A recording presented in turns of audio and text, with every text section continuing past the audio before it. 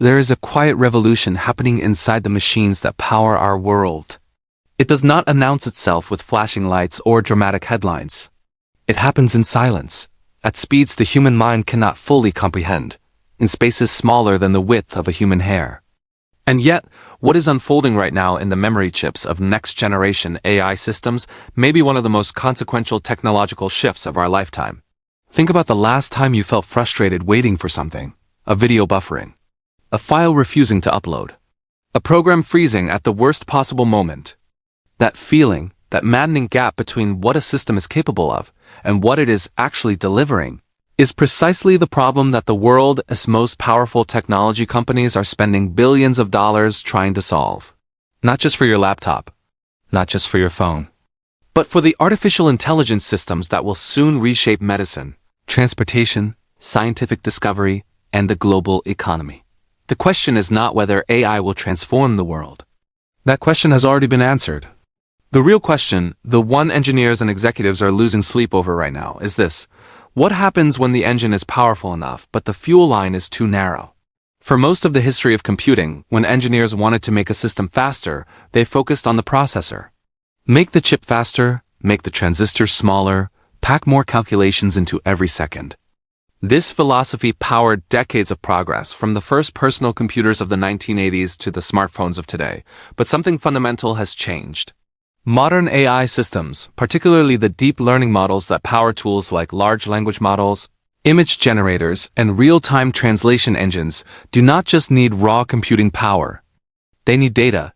Enormous, continuous, relentless floods of data, delivered fast enough to keep every corner of the processor occupied. When that data flow slows down, even for a fraction of a second, the processor sits idle. And an idle processor is an expensive problem. This phenomenon has a name in computer science. It is called being memory-bound. And the AI industry has hit this wall at full speed. To understand what memory bandwidth means in practice, imagine a highway and a city. The city is your processor, full of workers ready to build. The highway is the connection between raw materials and the construction site. You can hire as many workers as you like. You can design the most sophisticated buildings imaginable. But if the highway can only carry a few trucks at a time, the workers will stand around waiting. The city will never reach its potential. Bandwidth is the number of lanes on that highway. And for years, that highway has been too narrow for the traffic AI demands. Conventional DRAM, the type of memory that has powered computers for decades, was never designed with AI in mind. It sits at a distance from the processor, connected by relatively narrow data pathways, moving information at speeds that made perfect sense for word processors and spreadsheets. But for a neural network processing billions of parameters simultaneously, conventional memory is like trying to fill an Olympic swimming pool through a garden hose. Technically possible, practically disastrous. This is the problem that high-bandwidth memory, or HBM, was engineered to solve. High-bandwidth memory is not simply faster RAM, it is a fundamentally different architectural philosophy.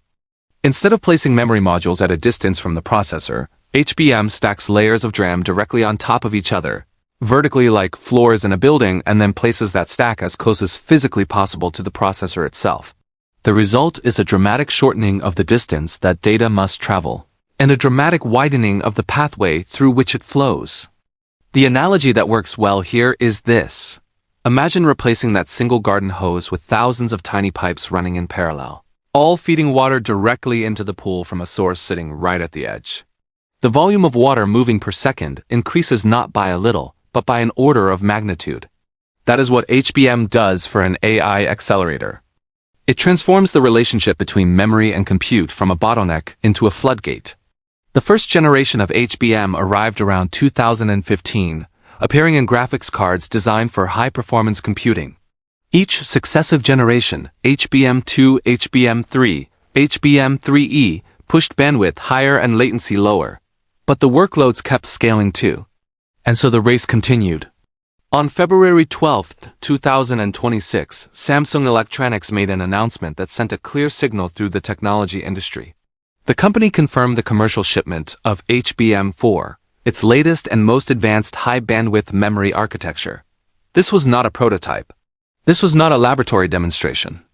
This was mass production, meaning HBM4 had crossed the threshold from experimental innovation to deployable technology, ready to be integrated into the AI systems being built and sold right now. The significance of that distinction cannot be overstated. In the technology world, the gap between a promising specification sheet and a chip you can actually buy, in volume, at scale, is vast. Many technologies never make it across that gap. HBM4 did.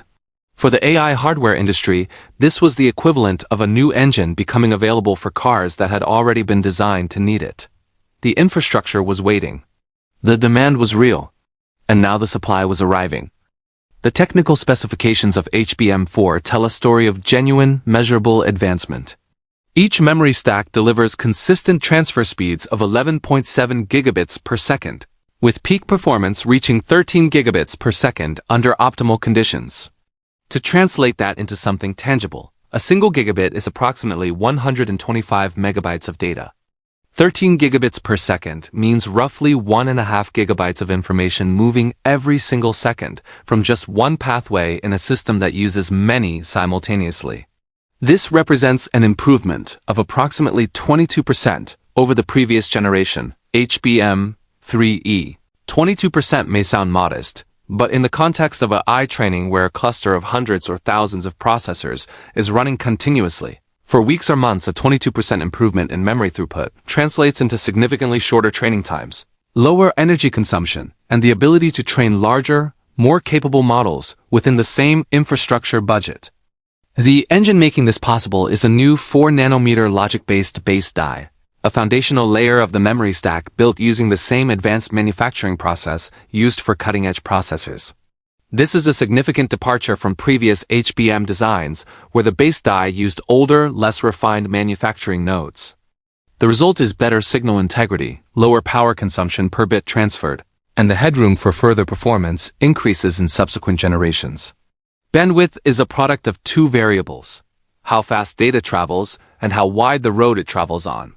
Samsung has focused on the speed side of this equation with HBM4, but the width of the road matters just as much. This is where the concept of interface bus width becomes important, and where a competitor's design choices reveal where the entire industry is heading. Micron Technology, one of Samsung's primary rivals in the HBM market, has confirmed that its HBM4 implementation uses a 48-bit wide interface per channel. This wider bus, combined with high transfer speeds, enables bandwidth exceeding 2 terabytes per second from a single memory stack. 2 terabytes per second. That is 2 trillion bytes of information flowing every second from a device you could hold between two fingers.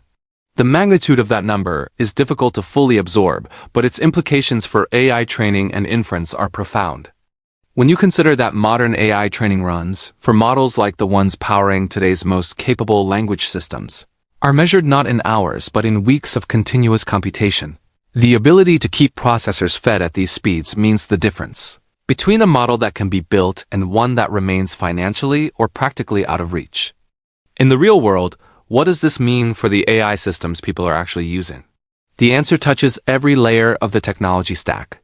At the training level, higher memory bandwidth means that companies can train more sophisticated models without proportionally scaling their hardware costs. A model that might have taken 3 weeks to train on previous hardware could potentially be completed in 2 weeks on HBM4 equipped systems. That is not just a cost saving. It is a competitive advantage that compounds over time. At the inference level, the side of AI that involves actually using a trained model to answer questions or generate content, memory bandwidth determines how many users a single server can serve simultaneously and how quickly it can respond.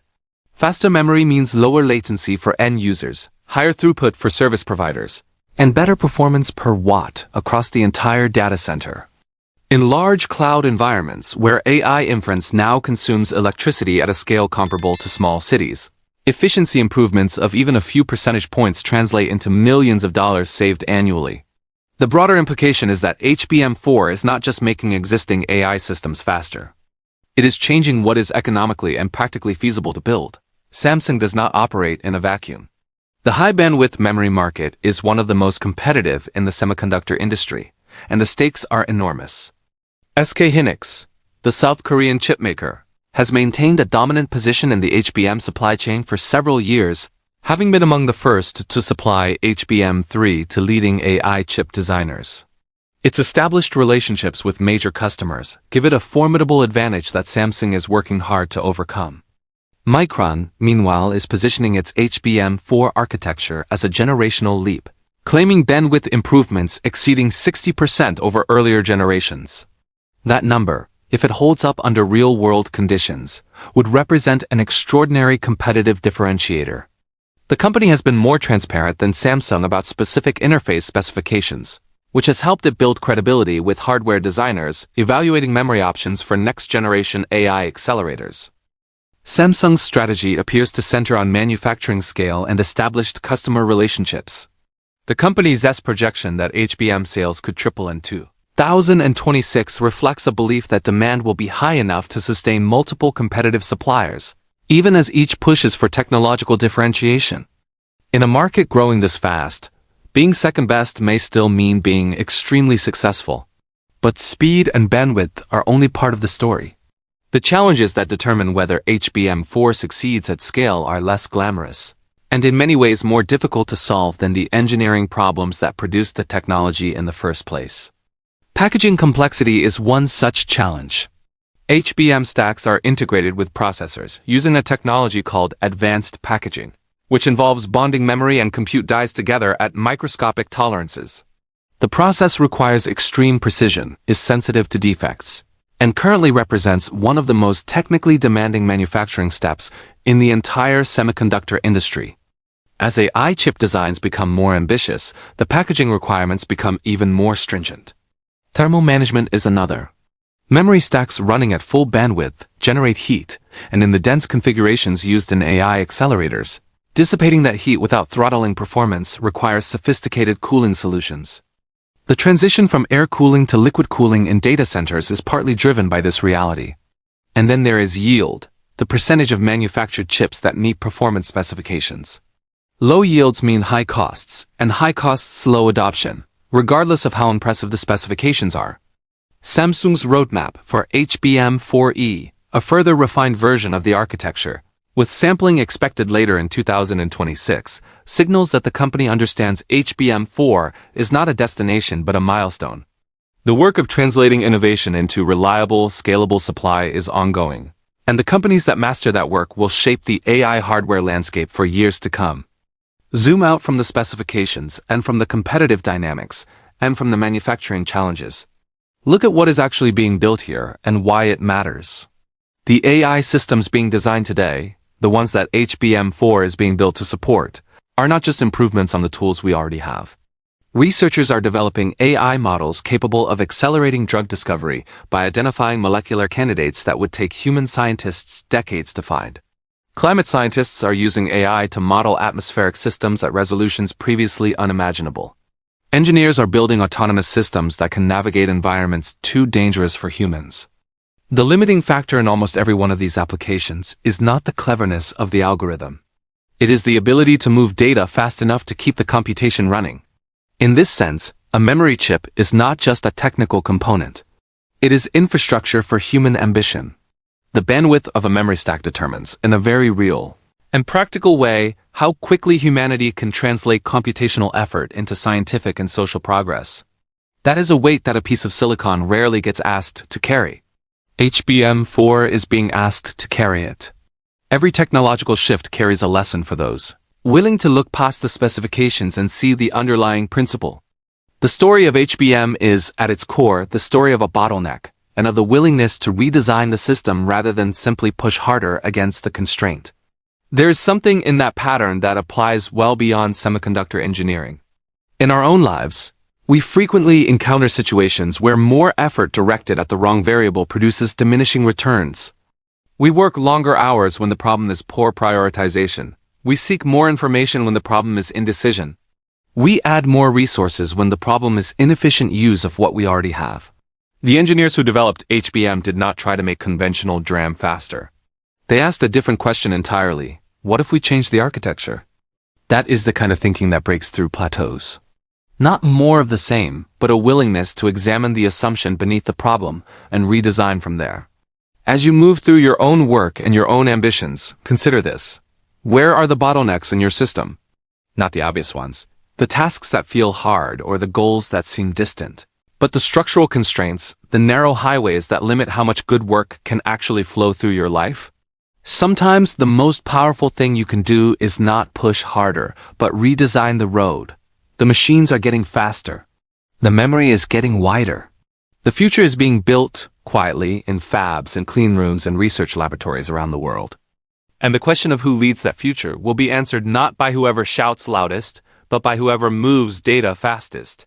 What bottleneck in your life is quietly holding everything else back? Think about that. Sit with it. Because finding the right answer to that question may be worth more than any amount of additional effort directed at the wrong place.